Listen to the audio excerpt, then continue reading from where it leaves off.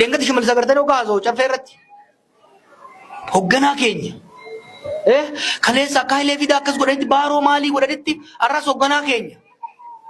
Abiy arras abboonaa ta'a.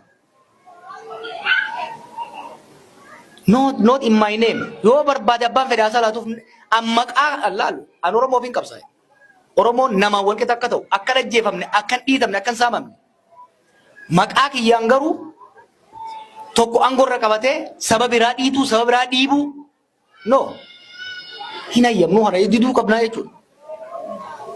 Faannoo Oromiyaa keessa irra yoo xiqqaate namni miliyoona tokkotu qawwee qaba. Milishaa irraa kaasii gowwajjeesiin kaasii maaliin kaasii kun hundi. Garuu siyaasaadhaan eemaramaa hoogganamaa waan hin jirreef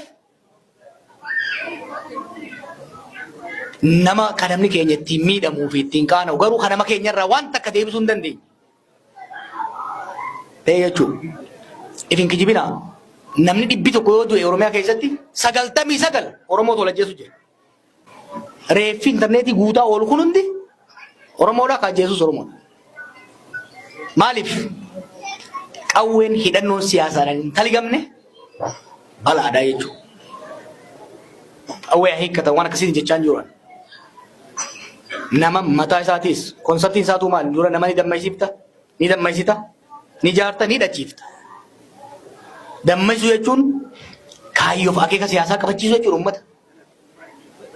Ijaaruu jechuun sirna tutubuudha. Sirna mootummaadha. Kaleessa sirna jaarmaa qabsoo siyaasaa. Har'a immoo sirna mootummaadha. Sambootee dhachiifta. An akka political party sifin laalu.